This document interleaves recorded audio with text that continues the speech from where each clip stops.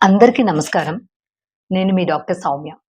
ఈరోజు చిన్న పిల్లల పేరెంట్స్ అందరికీ చాలా important and interesting topic nutrition కోసం మాట్లాడుకుందాం. పిల్లలకి న్యూట్రిషియస్ ఫుడ్ పోషకవంతమైన ఆహారం ఎందుకు పెట్టాలి?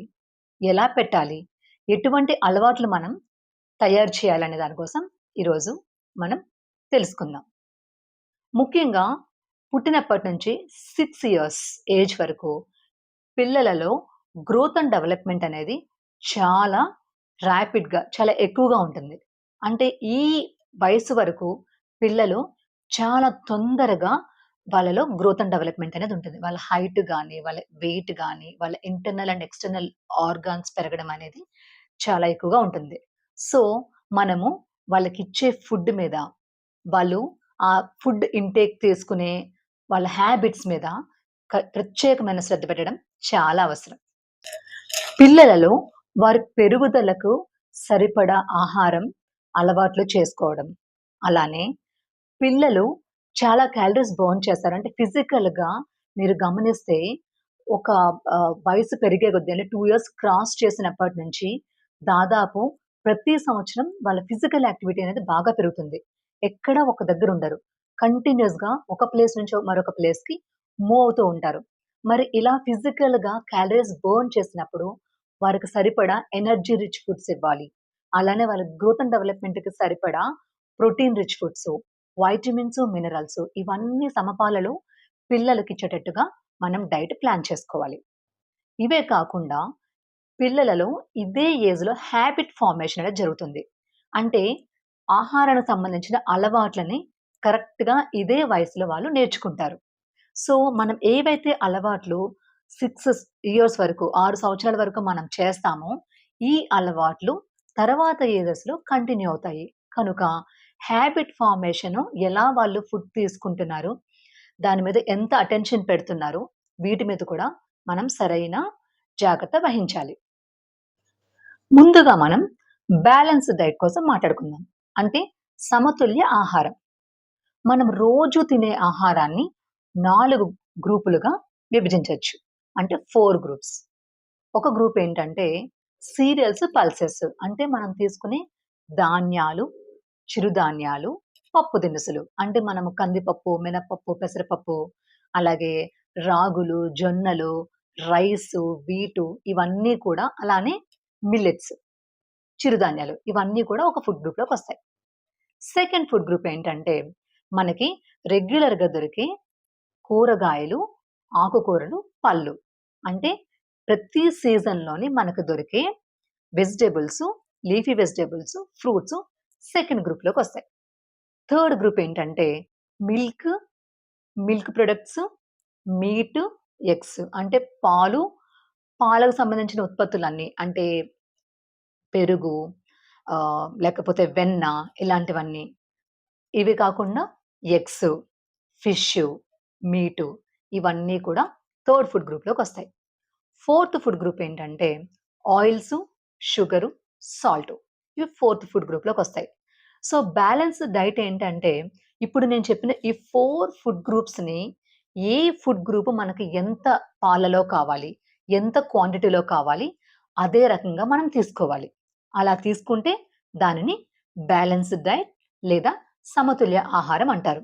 ముఖ్యంగా ఫస్ట్ గ్రూప్ ఏదైతే చెప్పానో అంటే సీరియల్స్, పల్సెస్ అలానే సెకండ్ ఫుడ్ గ్రూప్ మనకి కావాల్సిన అన్ని విటమిన్స్, మినరల్స్ సమృద్ధిగా లభించే అన్ని కూరగాయలు, ఆకుకూరలు, పళ్ళు వీటిని మనం రోజు తీసుకునే డైటరీ ఇంటేక్‌లో అంటే మనం రోజు తీసుకునే డైట్‌లో ఎక్కువగా మనం చేర్చుకోవాలి. తర్వాత పాలు, పెరుగు, వెన్న, నెయ్యి ఇలాంటి మిల్క్‌కి సంబంధించిన ఉత్పత్తులు. ముఖ్యంగా పాల కంటే కూడా ఈ రోజుల్లో పెరుగు ఇలాంటివన్నీ మనము డైట్‌లో యాడ్ చేయాలి. ఇవి కాకుండా మీరు నాన్ వెజిటేరియన్స్ అయ్యుంటే గనక ఫిషు, మీటు అంటే చికెను, మటను ఇలాంటివన్నీ కూడా ఈ థర్డ్ ఫుడ్ గ్రూప్‌లోకొస్తాయి. సో, అన్నిటికంటే తక్కువగా మనం రోజు కన్జ్యూమ్ చేయాల్సినవేంటంటే ఫోర్త్ ఫుడ్ గ్రూప్. అంటే ఆయిల్సు, సాల్టు, షుగరు ఇలాంటివన్నిటిని కూడా చాలా తక్కువగా కన్జ్యూమ్ చేయాలి. ముఖ్యంగా పిల్లలకు వాళ్ళు చాలా క్యాలరీస్ అవసరమవుతాయి. చాలా ఎనర్జీస్ కావాలి కనుక అన్ని సీరియల్సు, పల్సెసు చాలా సమపాలలో ఇవ్వాలి.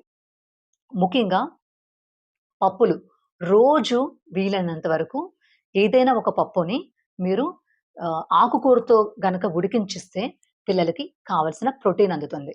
అలానే కంపల్సరీ రోజు డైట్‌లో వాళ్ళకి ఒక ఫ్రూట్‌ని యాడ్ చేయాలి. ఏ సీజన్‌లో దొరికే ఆ ఫ్రెష్ ఫ్రూట్‌ని ఖచ్చితంగా డైలీ ఒక ఫ్రూట్‌ని డైట్‌లో యాడ్ చేయాలి.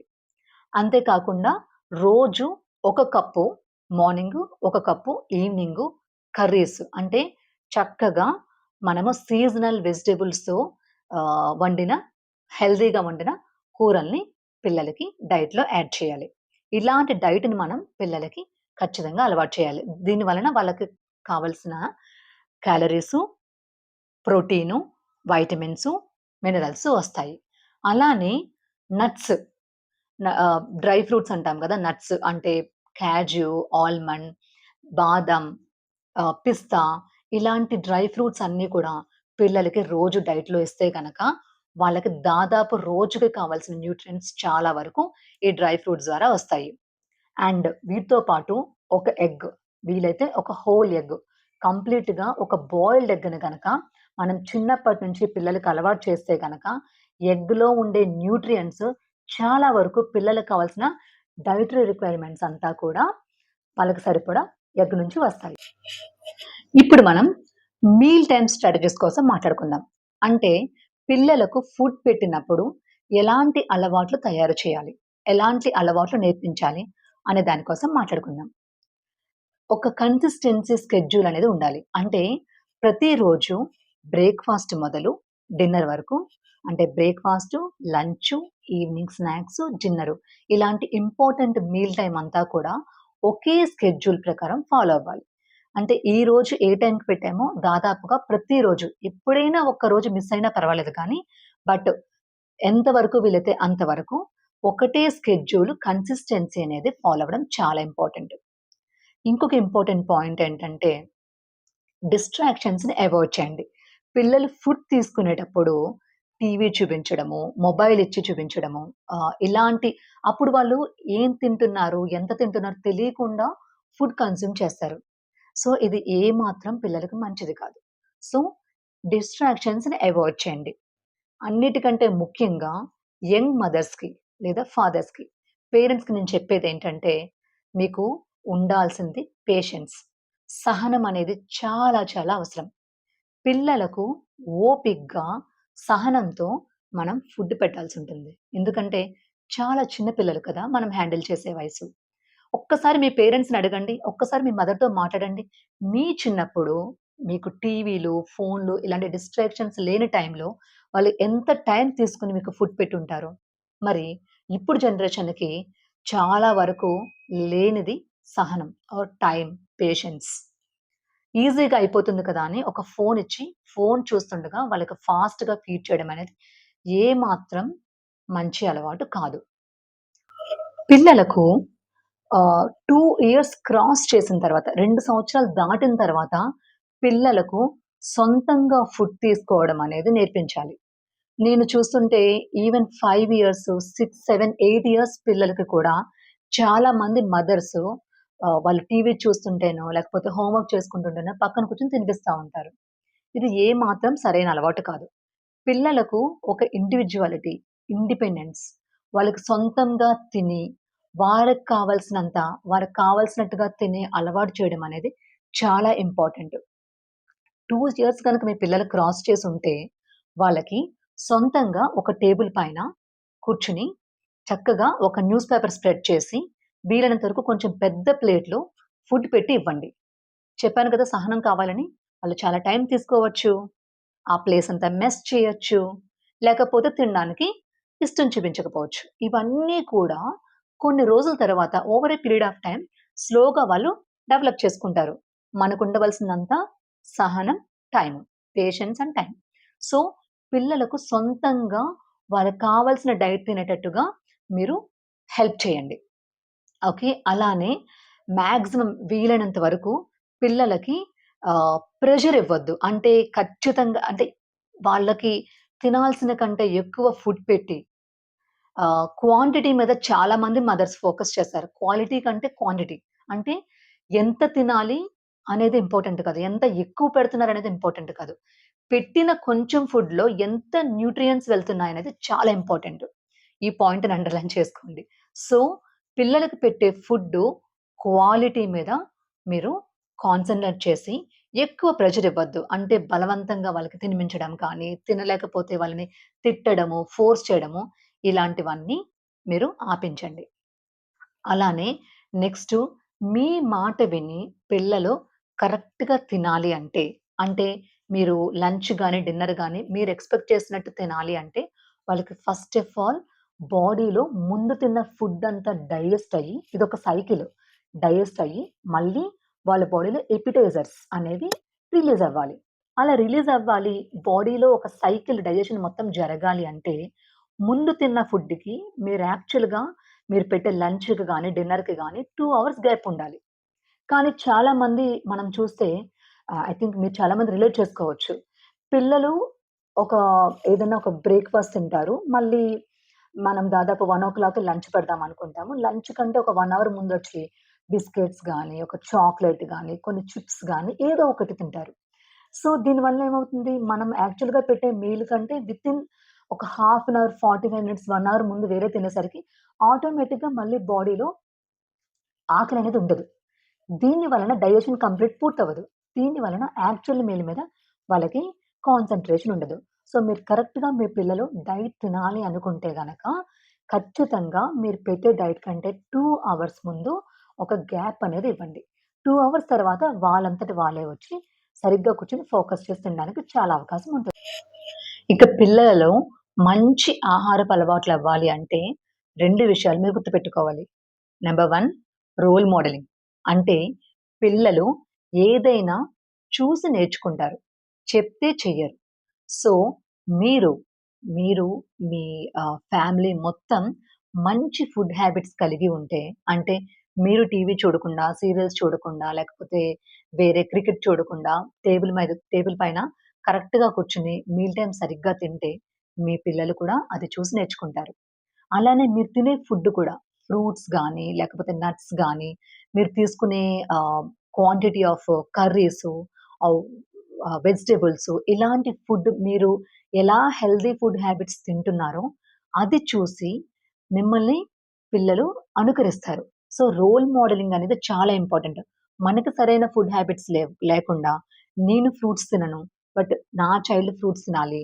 నాకు ఈ వెజిటబుల్ అంటే ఇష్టం లేదు. కానీ నా చైల్డ్ ఈ పర్టిక్యులర్ వెజిటబుల్స్ తినాలి. ఆకుకూరలో నేను అస్సలు దగ్గరికి రానివ్వను. కానీ నా పిల్లలు ఆకుకూరలు తినాలి అంటే మాత్రం అది పాసిబుల్ అవ్వదు. సో, ఫస్ట్ మీరు మంచి ఫుడ్ హ్యాబిట్స్ డెవలప్ చేసుకొని, మీరు కరెక్ట్ రోల్ మోడలింగ్ చేస్తే తప్పకుండా మీ పిల్లలు దాన్ని ఫాలో అవుతారు. And number 2 positive language. అంటే వాళ్ళకి ఇది చేయకూడదు, అది చేయకూడదు, లేకపోతే తినకపోతే కొడతాను, తిడతాను ఇలాంటివన్నీ చెప్పే కంటే ముందు పాజిటివ్ లాంగ్వేజ్‌ని యూజ్ చేయండి. అంటే ఈ ఫుడ్ తింటే నీకు ఆడుకోవడానికి ఆరోగ్యంగా ఉంటావు. సో, నీ బాడీ సరిగ్గా పెరగాలి అంటే, నువ్వు ఆరోగ్యంగా ఉండాలి అంటే సరైన ఫుడ్ తీసుకోవాలి. సో, ఇలా వాళ్ళతో క్లియర్‌గా కమ్యూనికేట్ చేసి పాజిటివ్ లాంగ్వేజ్‌ని యూజ్ చేయండి. ఇప్పుడు ఫుడ్ పెడుతున్నప్పుడు చాలా మంది మదర్స్ వాళ్ళకి తెలియకుండా చేసే తప్పుల కోసం మాట్లాడుకుందాం. కొన్ని కొన్ని సార్లు ఫుడ్ పెడుతున్నప్పుడు పిల్లలు తినకపోతే వాళ్ళని బెదిరిస్తారు. పూచి వచ్చి తీసుకెళ్ళిపోతుంది. లేకపోతే పెద్ద పిల్లి వస్తుంది. ఇలాంటి తెలియకుండా మీరు ఫోబియాస్ క్రియేట్ చేస్తున్నారు పిల్లల్లో. సో, ఒక 2, 3 సార్లు భయపడతారు. నాలుగోసారి అసలు బూచంటే ఏంటి అని వాళ్ళు లెక్క చేయరు. కానీ కొంతమంది పిల్లలలో మీరు ఇలా చేయడం వల్ల వాళ్ళకి తెలియకుండా ఫియర్స్, ఫోబియాస్ కలిగే ప్రమాదం చాలా ఉంది. అంటే చీకటంటే భయపడ్డము, ఏదైనా వస్తుందేమో అని బాగా ఒక ఫియర్స్ లాంటివి పెట్టుకోవడము, ఇలాంటివి కలిగే ప్రమాదం ఉంది గనక, ఎట్టి పరిస్థితుల్లోని పిల్లలు తిన్నప్పుడు డార్క్ రూమ్‌లో పెడతాను. అది వచ్చి నన్ను తీసుకెళ్ళిపోతుంది. ఇలా అవుతుందని భయాలనేవి క్రియేట్ చేయొద్దు. ఇంకొక ఎక్స్‌ట్రీమ్. అంటే కొంతమంది మదర్స్ ఏం చేస్తారంటే, "నువ్వు ఈ డిన్నర్ ఫినిష్ చేసావంటే నీకు చాక్లేట్ ఇస్తా. నువ్విది తింటే నేనది చేస్తా." ఇలా చెప్తుంటారు. అగైన్ ఇది కూడా కరెక్ట్ కాదు. అంటే 2 ఎక్స్‌ట్రీమ్ కేసెస్. వాళ్ళకి తింటే తిననంటే భయపెట్టడము, తింటే ఏదో చేస్తాననడం వల్ల వాళ్ళేంటంటే, ఓకే.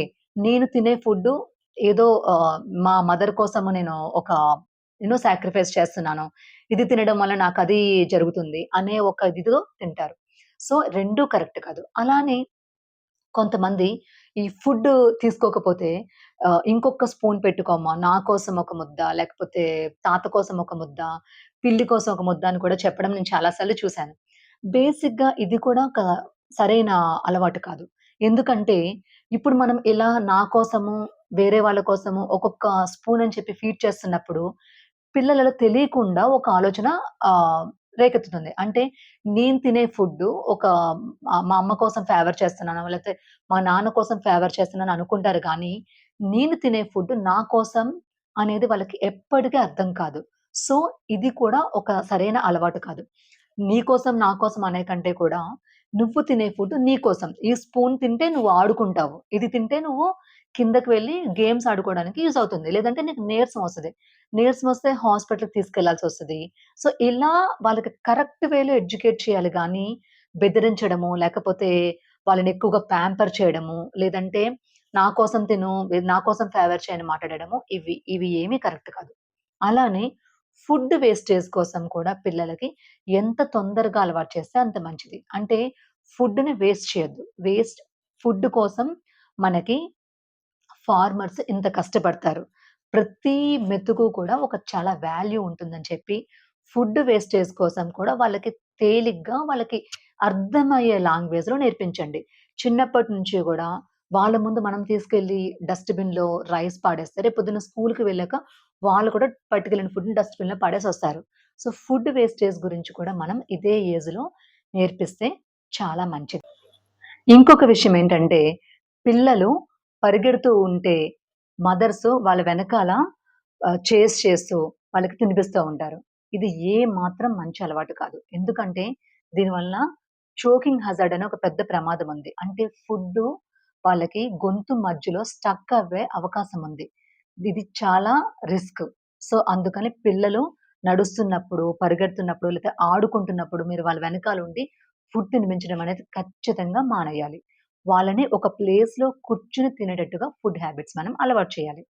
సో, మనం సరైన రోల్ మోడలింగ్ చేయడం వల్ల, వాళ్ళకి పాజిటివ్‌గా ఫుడ్ గురించి ఎడ్యుకేట్ చేయడం వలన, ముఖ్యంగా క్వాలిటీ మీద ఫోకస్ చేసి, క్వాంటిటీ మీద ఫోకస్ తగ్గించాలి. అంటే మనం పెట్టే ఫుడ్డు ఒక 10 నట్స్, ఒక ఎగ్గు తింటే ఆ రోజు పిల్లలకి సరిపడా దాదాపు న్యూట్రియంట్స్ చాలా వరకు అందుతాయని ఎంతమందికి తెలుసు? దాని బదులు ఇంతింత గిన్నెల్లో 2 గిన్నెలు రైస్ పెడితే, మీరు ఆ రైసు కన్జంప్షన్ వలన వాళ్ళకి కార్బోహైడ్రేట్ పెరగడం తప్పించి వేరే ఉపయోగం లేదు. ఖచ్చితంగా రైస్ పెట్టాలి. దాంతో పాటు వైటమిన్స్, మినరల్స్ కూడా వెళ్ళేటట్టు చూసుకోవాలి. రైస్‌తో పాటు కర్రీ క్వాంటిటీ కూడా చాలా ఇంపార్టెంట్. సో, ఇంత రైసు, ఇంత కర్రీ వేసే బదులు, ఇంత రైసు, ఇంత కర్రీ వేయాలి. ఈ రకంగా క్వాంటిటీ కంటే కూడా క్వాలిటీ మీద మనం ఎక్కువ ఫోకస్ చేయాలి. పెట్టిన ఫుడ్ ఎక్కువ, తక్కువ అన్నది కాదు. అందులో ఎంత న్యూట్రియంట్స్ ఉన్నాయి, దానివల్ల పిల్లలకి ఎంత ఉపయోగపడుతుందనేది మాత్రం మనం ఆలోచించాలి. సో, మీరు గనక ఇవన్నీ పాటిస్తే మీ పిల్లలకి కావాల్సిన న్యూట్రియంట్స్, సరైన ఫుడ్ హ్యాబిట్స్ తప్పకుండా డెవలప్ అవుతాయి. Thank you.